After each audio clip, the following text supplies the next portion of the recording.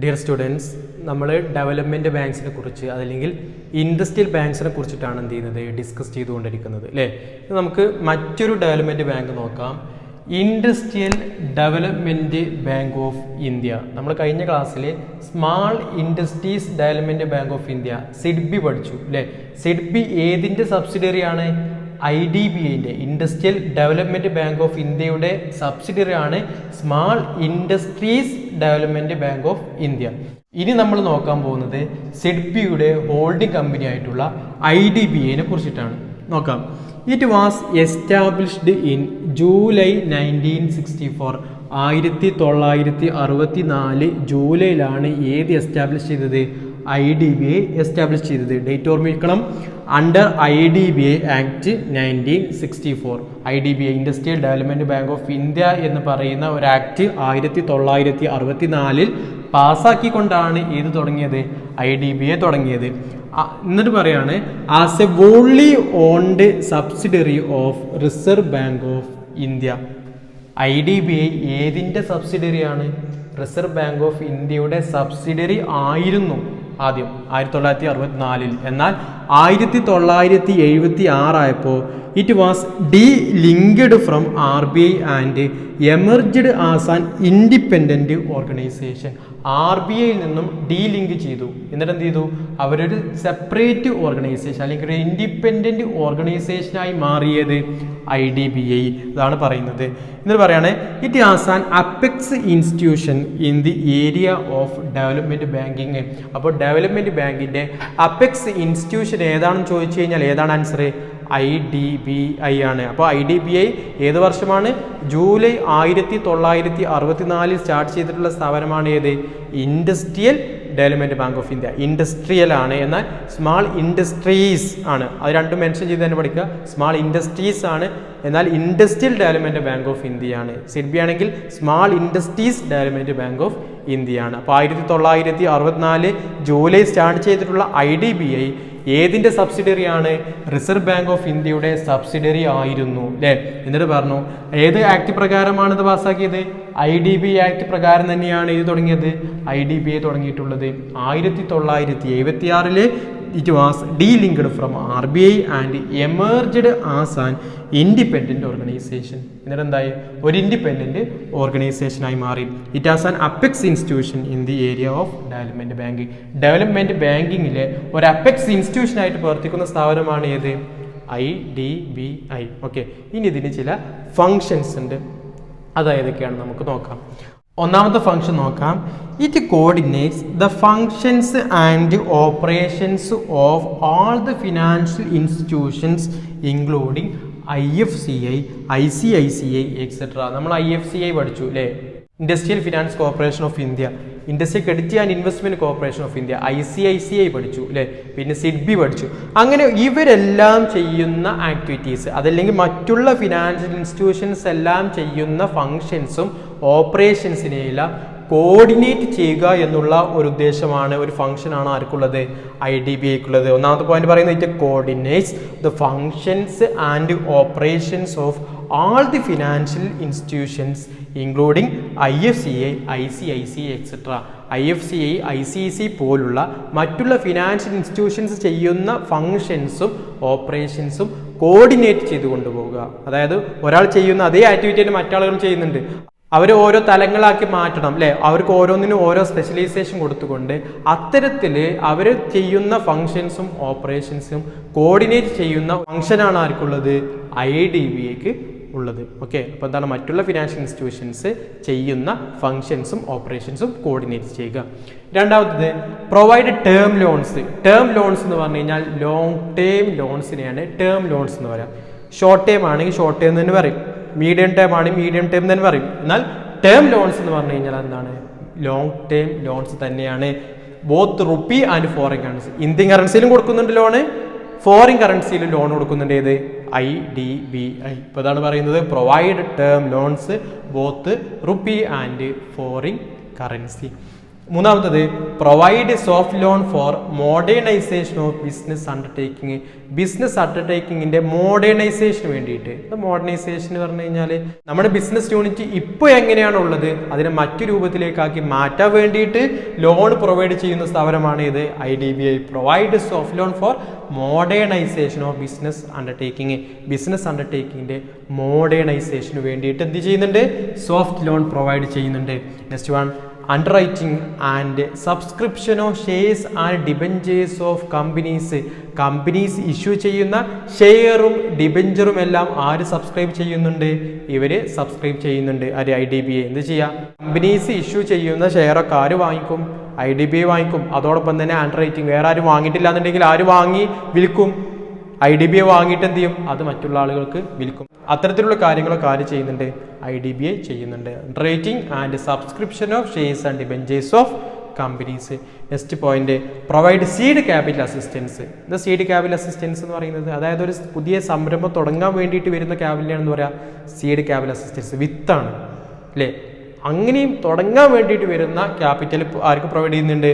To new entrepreneurs. പുതിയ എന്റർപ്രണേഴ്സിന്, പുതിയ സംരംഭങ്ങൾ തുടങ്ങാൻ ആഗ്രഹിക്കുന്ന ആളുകൾക്ക് തുടങ്ങാൻ വേണ്ടിയിട്ടുള്ള ഫണ്ട് ആര് പ്രൊവൈഡ് ചെയ്യും? IDBI പ്രൊവൈഡ് ചെയ്യുന്നുണ്ട്. Provide seed capital assistance to new entrepreneurs. Next one provide concessional finance for industries in the notified backward areas. Backward ഏരിയാസിലുള്ള ഇൻഡസ്ട്രീസിന് എന്ത് ചെയ്യും? കൺസെഷണൽ ഫിനാൻസ് കുറഞ്ഞ റേറ്റ് ഓഫ് ഇൻട്രസ്റ്റിലേക്ക് എന്ത് ചെയ്യുന്നു? ലോൺ പ്രൊവൈഡ് ചെയ്യുന്നുണ്ട്. ആർക്കാണ്? Notified backward areas. അതായത് ഡെവലപ്മെൻ്റ് ഒന്നും ഇല്ലാതെ നിൽക്കുന്ന ഏരിയാസിലേക്ക് ഏതെങ്കിലും തരത്തിലുള്ള ഇൻഡസ്ട്രീസ് അല്ലെങ്കിൽ ബിസിനസ് യൂണിറ്റ്സ് ഒക്കെ കൊണ്ടുപോയി കഴിഞ്ഞാൽ അവർക്ക് എന്ത് ചെയ്യും? കൺസെഷണൽ റേറ്റിൽ ലോൺ പ്രൊവൈഡ് ചെയ്യും. അതാണ് പറയുന്നത് provide concessional finance for industries in the notified backward areas. Okay, last point പറയുന്നു provides assistance for entrepreneurial development programme. എന്താ എന്റർപ്രണറിയൽ ഡെവലപ്മെന്റ് പ്രോഗ്രാം എന്ന് പറഞ്ഞു കഴിഞ്ഞാൽ? എന്താ എന്റർപ്രണർ എന്ന് പറഞ്ഞു കഴിഞ്ഞാൽ സംരംഭകരാണ് എന്റർപ്രണർ അല്ലേ? ആരാണോ ബിസിനസ് യൂണിറ്റ് തുടങ്ങാൻ ആഗ്രഹിക്കുന്നത് അവരാണ് ആര്? എന്റർപ്രണർ എന്ന് പറയുന്നത് അല്ലേ? അങ്ങനെ നമ്മുടെ രാജ്യത്ത് ഒരുപാട് എന്റർപ്രണേഴ്സ് വളർന്നു വരാൻ വേണ്ടിയിട്ട് അവരെ പ്രചോദനം കൊടുക്കാൻ വേണ്ടി നമ്മൾ എന്തെങ്കിലും എന്റർപ്രണറിയൽ ഡെവലപ്മെന്റ് പ്രോഗ്രാംസ് കണ്ടക്ട് ചെയ്യുന്നുണ്ടെങ്കിൽ അതിനുള്ള അസിസ്റ്റൻസ് ഒക്കെ ആര് പ്രൊവൈഡ് ചെയ്യുന്നുണ്ട്? IDBI പ്രൊവൈഡ് ചെയ്യുന്നുണ്ട്. നമ്മൾ 7 പോയിന്റ് വളരെ ഇമ്പോർട്ടൻ്റ് ആയിട്ടുള്ള 7 പോയിന്റ് മാത്രമേ നിങ്ങൾക്ക് തന്നിട്ടുള്ളൂ. ഒരുപാട് പോയിന്റ്സ് ഉണ്ട്. ഇതിൽ നിന്നും നിങ്ങൾ ഒരിക്കലും ഒരു പോയിന്റും സ്കിപ്പ് ചെയ്യരുത്. ഇത് അങ്ങനെ തന്നെ പഠിക്കുക. അപ്പോൾ 7 പോയിന്റ് പറഞ്ഞത് ഒന്ന്, it coordinates the functions and operations of all the financial institutions including IFCA, ICICI etcetera. രണ്ടാമത് provide term loans both Indian കറൻസിയിലുണ്ട് ഫോറിൻ കറൻസിയിലുണ്ട്. Provide soft loan for modernisation of business undertaking. Underwriting and subscription of shares and debentures of companies. Provide seed capital assistance to new entrepreneurs.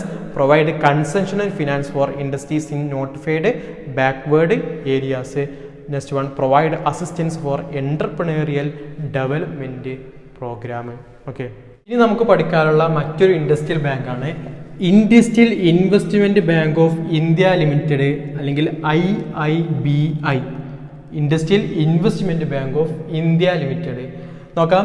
The former industrial reconstruction bank of India IRBI which was established in the year 1985. 1985 establish ചെയ്ത industrial reconstruction bank of India IRBI ആണ് industrial investment bank of India ആയി മാറി. അപ്പോൾ ആദ്യത്തിന്റെ പേരെന്തായിരുന്നു? Industrial reconstruction bank of India. ഏത് വർഷമാണ് form ചെയ്തത്? 1985. എന്തിനു വേണ്ടിയിട്ടാണ് ഫോം ചെയ്തതെന്നാണ് ഇനി പറയുന്നത്. Has been reconstituted into A full fledged development financial institution. അതായത് ഇൻഡസ്ട്രിയൽ കൺസേൺസിനെ ബൂസ്റ്റപ്പ് ചെയ്യാൻ വേണ്ടിയിട്ട് ഒരു full fledged development financial institution ആക്കി തുടങ്ങിയതാണ് ഏത്? Industrial reconstruction bank of India. ഏത് വർഷം? 1985. ഏത് ആക്ട് പ്രകാരമാണ്? Under Indian companies act. Indian companies act 1956 പ്രകാരമാണ് ഏത് ഫോം ചെയ്തത്? Industrial reconstruction bank of India. അപ്പോൾ 4 കാര്യങ്ങൾ നമ്മൾ പറഞ്ഞത്. Industrial reconstruction bank of India ഇപ്പം എന്ത് പേരിൽ അറിയപ്പെടുന്നത്? Industrial investment bank of India എന്ന് പറയുന്ന പേരിലാണ് അറിയപ്പെടുന്നത്. ഫോം ചെയ്ത് 1985. എന്തിനു വേണ്ടിയിട്ടാണ് ഫോം ചെയ്തത്? ഡെവലപ്മെന്റ് ഫിനാൻഷ്യൽ ഇൻസ്റ്റിറ്റ്യൂഷൻ ആയിട്ട്, full fledged development financial institution ആയിട്ട് ഫോം ചെയ്തിട്ടുള്ളതാണ് ഇത് industrial reconstruction bank of India എന്ന് പറയുന്നത്. ഏത് ആക്ട് പ്രകാരം ഫോം ചെയ്തു വെച്ച് കഴിഞ്ഞാൽ under Indian companies act 1956.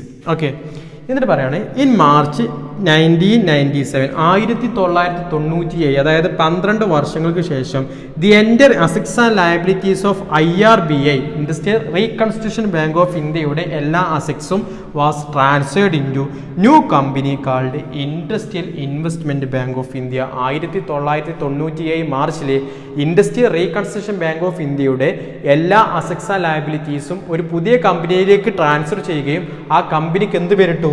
Industrial investment bank of India എന്ന് പേരിടുകയും ചെയ്തു എന്നുള്ളതാണ് പറയുന്നത്. അപ്പോൾ എന്താ പറഞ്ഞത്? Industrial reconstruction bank of India 1985 form ചെയ്തു. അത് ഇന്ത്യൻ കമ്പനീസ് ആക്ട് പ്രകാരമാണ് ഫോം ചെയ്തത്. അത് ഡെവലപ്മെൻറ്റ് ഫുൾ ഫ്ലെഡ്ജ് ഇൻസ്റ്റിറ്റ്യൂഷൻ ആയിരുന്നു. അതിനുശേഷം 1997 മാർച്ചിൽ എന്താക്കി മാറ്റി?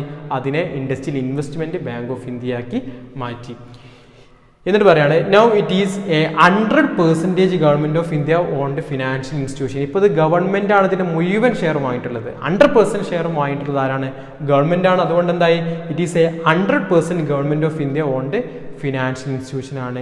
100% ഗവൺമെൻറ് കയ്യിലാണ്. അതുകൊണ്ട് ഗവൺമെൻറ്റിൻ്റെ ഓൺഡ് ഫിനാൻഷ്യൽ ഇൻസ്റ്റിറ്റ്യൂഷൻ ആണ് ഇത് industrial investment bank of India. എന്നിട്ട് പറയുകയാണ് അവർ എന്തൊക്കെ ഫങ്ഷൻസ് ആണ് ചെയ്യുന്നത് എന്ന്. It offers wide range of products and services including term loans. പലതരത്തിലുള്ള ഫങ്ഷൻസ് അവർ ചെയ്യുന്നുണ്ട്. ഇതിൽ പറയുന്നതാണ് services include term loans. Term loan provide ചെയ്യുന്നുണ്ട്. ലോങ് ടേം ലോൺസ് ഇൻഡസ്ട്രീസിന് പ്രൊവൈഡ് ചെയ്യുന്നുണ്ട്. അസിസ്റ്റൻസ് ഫോർ പ്രൊജക്റ്റ് ഫിനാൻസ്, അതായത് എന്തെങ്കിലും തരത്തിലുള്ള പ്രൊജക്റ്റിന് വേണ്ടിയിട്ട് അല്ലേ, എന്തെങ്കിലും തരത്തിലുള്ള പുതിയ പദ്ധതികൾ തുടങ്ങാൻ വേണ്ടിയിട്ട് അതിന് ഫിനാൻസ് പ്രൊവൈഡ് ചെയ്യുന്നുണ്ട്. Working capital and other short term loans to കമ്പനീസിന് ഷോർട്ട് ടേം ലോൺസും അതുപോലെ തന്നെ ഡേ ടു ഡേ ആക്ടിവിറ്റീസ് ചെയ്യാൻ വേണ്ടിയിട്ടുള്ള വർക്കിംഗ് ക്യാപിറ്റൽ പ്രൊവൈഡ് ചെയ്യുന്നുണ്ട്. ഇക്വിറ്റി സബ്സ്ക്രൈബിങ്, ഏതെങ്കിലും കമ്പനി ഷെയർ ഇഷ്യൂ ചെയ്തിട്ടുണ്ടെങ്കിൽ ആ ഷെയർ ആര് വാങ്ങുന്നുണ്ട്? Industrial investment bank of India വാങ്ങുന്നുണ്ട്. ഇങ്ങനെ കുറച്ച് ഫംഗ്ഷൻസ് ആണ് ഇതിനുള്ളത്, ഇൻഡസ്ട്രിയൽ ഇൻവെസ്റ്റ്മെൻറ്റ് ബാങ്ക് ഓഫ് ഇന്ത്യക്കുള്ളത്. To offers wide range of products and services including term loans, assistance for project finance, working capital and other long term loans to companies, equity subscription എന്നുള്ള കാര്യങ്ങളൊക്കെയാണെന്ന് പറയുന്നത് ഇവിടെ functions ആയിട്ട് പറയുന്നത്. Long term loan കൊടുക്കുന്നുണ്ട്. എന്തിനു വേണ്ടിയിട്ടാണ്? പലതരത്തിലുള്ള പദ്ധതികൾ തുടങ്ങാൻ വേണ്ടിയിട്ട്. പിന്നെ working capital, short term loans provide ചെയ്യുന്നുണ്ട്. അതുപോലെ തന്നെ ഇക്വിറ്റി സബ്സ്ക്രിപ്ഷനും ആര് നടത്തുന്നുണ്ട്? Industrial investment bank of India നടത്തുന്നുണ്ട്. Okay, thank U.